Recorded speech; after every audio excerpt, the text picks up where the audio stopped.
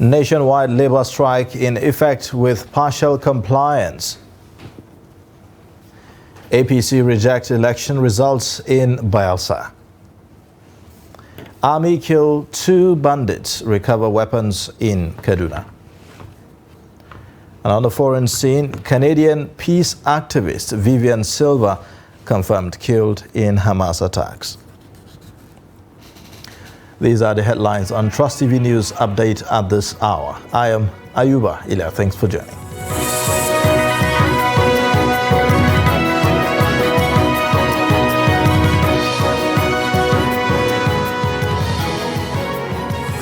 The details now. The Nigeria Labour Congress and the Trade Union Congress of Nigeria have begun the nationwide strike they first announced a week ago, with affiliate unions joining the industrial action.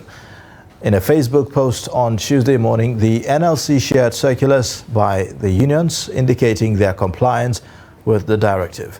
The unions included the National Union of Banks, Insurance and Financial Institutions, Employees, the Medical and Health Workers Union of Nigeria, and the Senior Staff Association of Nigeria Polytechnics, and that's SANIP.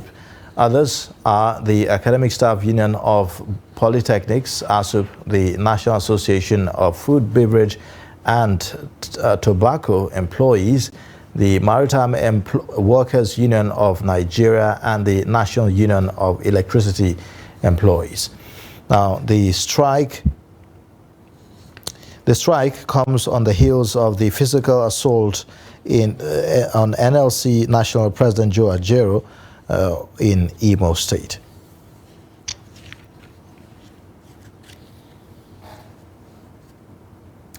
Let's now join Ajibade Praise from Imo State, who has an update on the current situation. Thank you so much for joining us on the news update, Ajibade.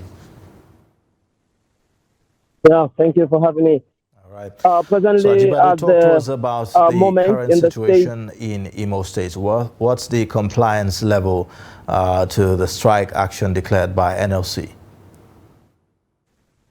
The compliance level at the moment, I would say, is beginning to gain momentum, because behind me right here is Owerri City Primary School, a supposed government school which is supposed to be open on a day like this, but then the gate is under lock and key with no students at all in the school premises.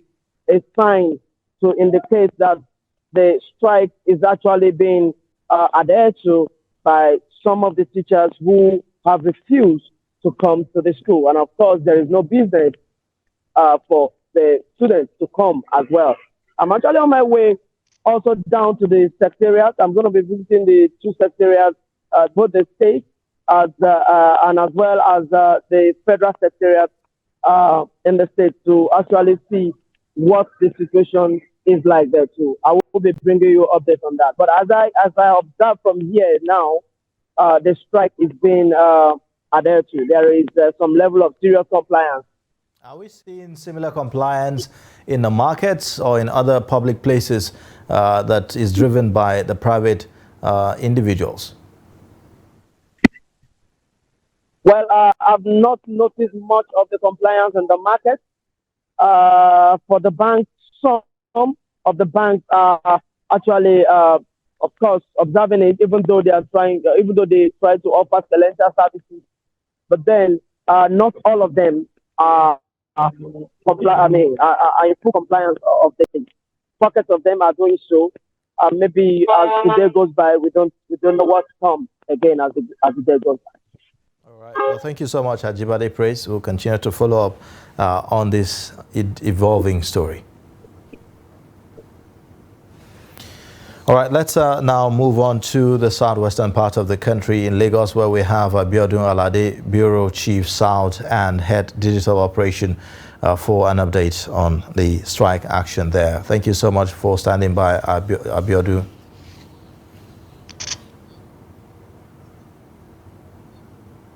Abiodun, can you hear me?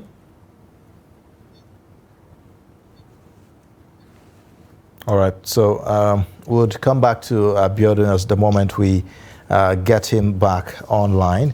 For now, let's move on to the next story. Governor Doye Diri of Bayelsa State has secured re-election as the Independent National Electoral Commission (INEC) declared him winner of Saturday's governorship election. Governor Diri of the People's Democratic Party polled 175,196 votes to beat his closest rival, Timipre Silva of the APC, who scored 110,108. Friday Peter reports. Election is now over and the winner has emerged after a tough battle at the ballot. The returning officer and Vice Chancellor, Federal University of Technology, Minna, Professor Farouk Kuta, made the declaration on Monday after the collation of results from various local government areas. Silva Timipre Malim of APC has 110,108 votes. Eradiri Udemobafa of LP has 905 votes. Diri Doye of PDP has 175,196 votes. The Diri Doye of PDP, having satisfied the requirements of the law, is hereby declared the winner and is returned elected. Signed by Farouk Adamokuta, the returning officer. After the declaration, the APC, which was the main contender in the election, rejected the results, citing several infractions over the credibility of the process. In Southern Nigeria, they cancelled 55,000 votes scored by APC in Ward 4, Ward 13, 14, 15, and 16, and 17. Now, the total number of PVC collected in those areas are in excess of 70,000 voters. Now, when you put the two together, the total number of PVC collected in the areas where elections did not hold were in excess of... In his victory speech, Governor Doye Diri thanked the people of Bayelsa for their resilience in ensuring that he is returned elected. And all of us from Bayelsa, let us rejoice and be law-abiding. That at the end of the day, the first and the interest of all of us is again the interest of our dear state Bayelsa. And that these mandates will motivate us to do more than what we have done in our first tenure.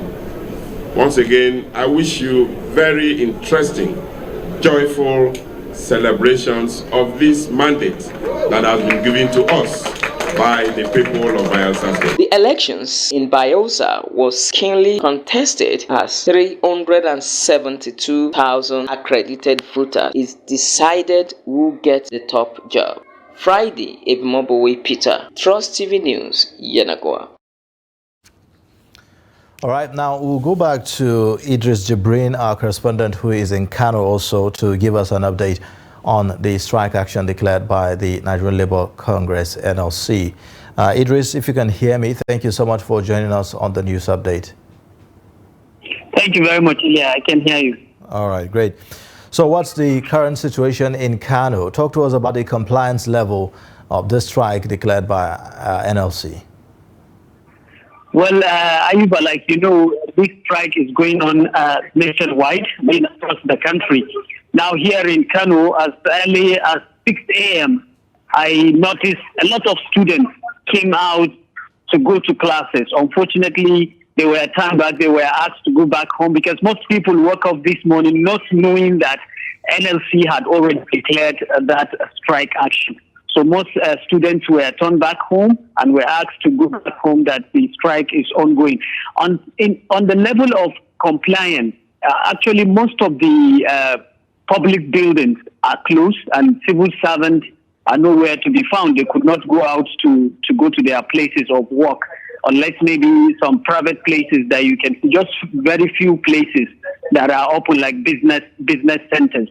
And also banks, most of the banks have closed down early this morning today. So I must tell you that lots of people have complied with this industrial action. But then residents are complaining that this industrial action is uncalled for, given the persistent high cost of living that the people are in currently, the NLC should have declared this strike action because it will pose untold hardship to most people. So generally, people have complied, and you know, Kano is a state of business. Definitely, most markets have been opened, and people are going for the normal businesses as usual. But in terms of civil service activities, everything is shut down at the moment.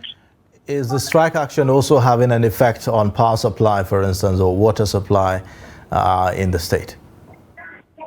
For now, it's too early to say that, but because, you know, power supply definitely is not consistent. But as of now, it's too early for us to say it is affecting those critical areas. But like the other places that I told you, because this morning I've seen people working in small distribution points also going to their places of work, like I told you. So these are some of the places that I've seen people going to their businesses. And then also in terms of the issue of water supply, I have not noticed the fact that the water supply is interrupted within commercial city of Kano because of the strike, because it just started today. So it may be too early for us to understand whether it's going to affect those sectors or not. All right. Well, thank you so much, Idris Jibrin, for the update there. We'll continue to keep tab on that. All right. Now, moving on. The All Progressives Congress has rejected the final results of the Bayelsa State governorship election, in which the Independent National Electoral Commission declared the state governor and the candidate of the People's Democratic Party, Doye Diri, winner on Monday. The state APC agent, Dennis Oshosho, who stated this in an interview with journalists after the INEC State Returning Officer, Professor Kuta Farouk, announced Diri as the winner of the polls, refused to sign the results sheets. Now, Oshosho claimed that the APC would have won the governorship election if the over 84,000 votes scored by the party in the field were not allegedly voided by the commission. He alleged that the electoral umpire connived with the ruling PDP to cancel votes polled by the opposition APC. Now, the APC chair also said that the party had already written the necessary petition to challenge the coalition process.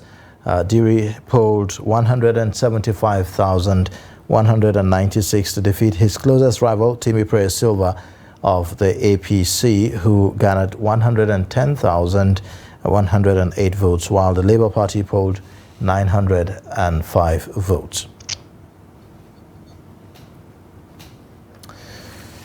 All right, now moving on. The Minister of State for Police Affairs, Iman Suleiman Ibrahim, has revealed that the Police High Command will execute President Bola Tinubu's directive for the withdrawal of police personnel from VIP security duties and developing a community policing strategy.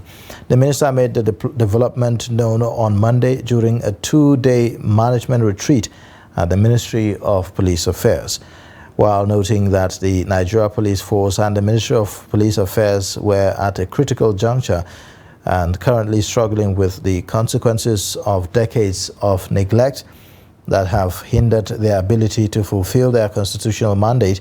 She added that the ministry is committed to aligning its efforts to contribute to the realization of Tinubu's vision for a renewed, highly effective Nigerian police force.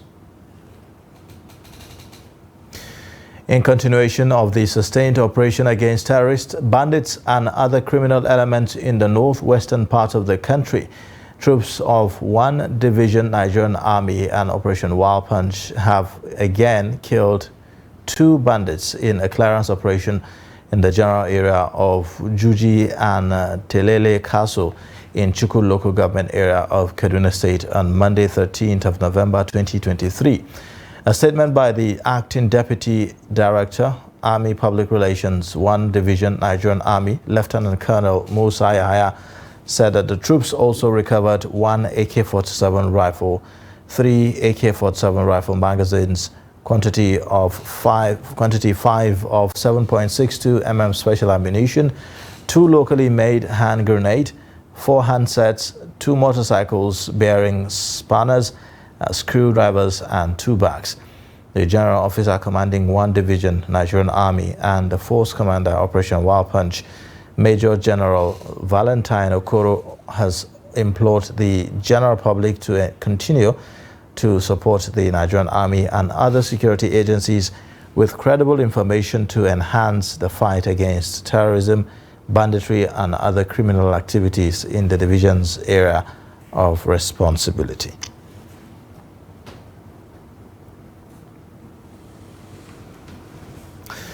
You're watching the news update on Trust TV. Coming up shortly,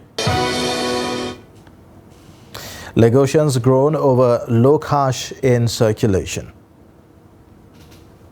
Details and more after the break.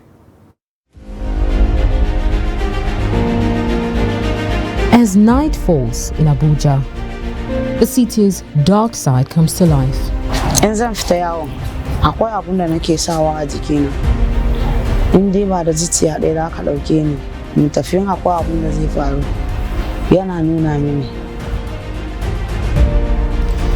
The speedy underworld of commercial sex work is flourishing in Nigeria's capital city. Despite the dangers and health hazards, young women join the trade every day in hopes of earning quick money and a life of luxury. Every day, when I wake up, I used to ask myself, why am I doing this kind of thing? If I see myself on the street, I used to shed tears every day. They say their families have no idea what they do, while their tears suggest some remorse, maybe pain and even regret. These ladies hope others will learn from their story.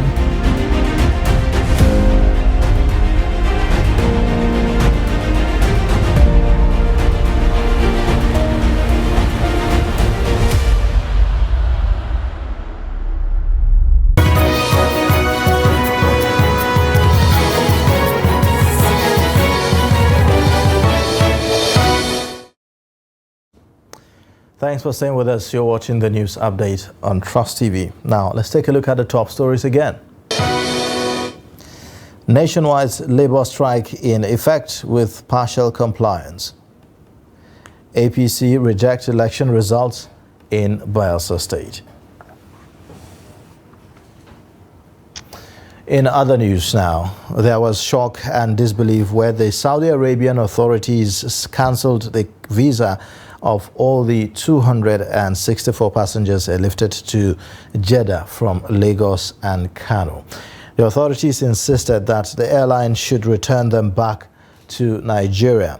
The flight took off from the Murtala Muhammad International Airport, Lagos, via the Malam Aminu Kano International Airport, Kano, on Sunday night and landed at the King Abdulaziz International Airport, Jeddah, Saudi Arabia. But to the consternation of the airline staff, the Saudi Arabian authorities announced that all the passengers' visas had been cancelled. This was despite the fact that the passengers went through the Advanced Passengers Information System during the check-in formalities in Nigeria, which was also monitored by the Saudi authorities. Now, despite the reassurances of the Central Bank of Nigeria on adequate cash supply, residents in Lagos appear to be experiencing difficulty accessing cash in circulation. ATMs in major parts of Lagos appear depleted, lacking sufficient cash as residents express frustration over the situation. Victoria Tokolo brings us the reactions of residents affected by this declining cash flow. Her report is presented from our studio. Monday, the first working day of the week, is known to be crucial, especially in a bustling city like Lagos, which is the commercial center of Nigeria. However, numerous ATM stands in the state capital, Ikeja, and neighboring Ifako, Ijaye, and Agege local government areas are empty, devoid of cash.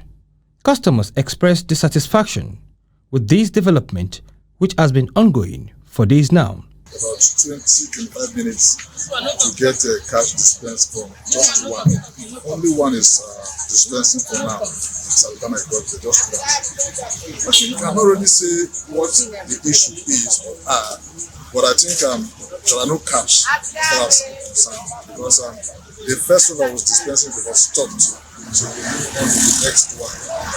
That is what people are collecting cash for now. The entire ATM booths, just one is one. So it could be either scarcity of cash or the network itself. So I don't know, but sincerely, it's just all I know. The long queue, I think when we covered this was just one ATM machine I was working, and there were several there. All of them were right here, also no service on the rest of them. So it was just one ATM machine. So I think that was rather queue. Yeah. I didn't stay long. It just within 3 minutes, well, in 1 or 2 minutes, so I've gotten my money and I left. This cash scarcity is having a negative impact on the livelihood of people who, despite the central bank's call for the utilization of digital transaction, want to use cash for their everyday transactions. It remains to be seen whether this is a major problem or short-term supply shortage. The West African Examination Council has announced that it will migrate its examinations for private candidate examination diets from paper and pencil test to computer-based examination. WAEC, in a statement by its spokesperson, Moyoshola Adeshina, says that the innovation will commence with the West African Senior School Certificate Examination for Private Candidate 2024. According to the statement, while the objective test will be fully computer-based, the essay and test of practical papers will be hybrid, in which the examination questions will be delivered on screen and candidates required to write answers on the answer booklet given to them. The examination body also stated that the examination will be conducted in urban centers, cities, and candidates with special needs have been factored into the plan, noting that registration for the examination will commence on Monday, December 18, 2023. The foreign exchange market resumed with the naira depreciating against the dollar on the parallel market, popularly called the black market, following renewed demand pressure after appreciating for 2 trading days. During the intraday trading on Monday, the dollar was sold for 1,130 naira, representing 1.80% loss, compared with 1,110 naira to the dollar sold for on Friday on the black market. The naira strengthening on Thursday and Friday from 1,140 naira on Wednesday to 1,110 naira on Friday on the parallel market. At the autonomous foreign exchange market, the naira firmed by 21.73% as the dollar was quoted at 780.14 on Friday, as against 996.75 naira quoted on the previous day. This was despite a decline in the dollar supply by willing buyers and willing sellers. Consequently, the volume of transactions, which reflects the daily FX market turnover, declined by 63.24% to $84.02 million on Friday from $228.54 million recorded on Thursday.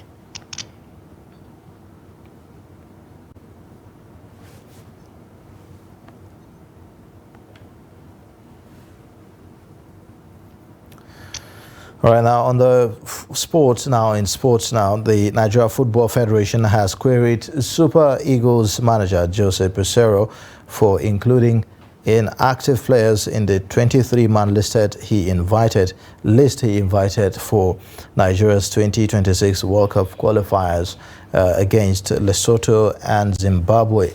Nigeria will meet Crocodiles of Lesotho in their first game of the qualifying series on Thursday in Uyo and fly to Kigali, Rwanda shortly after for their second game against Zimbabwe.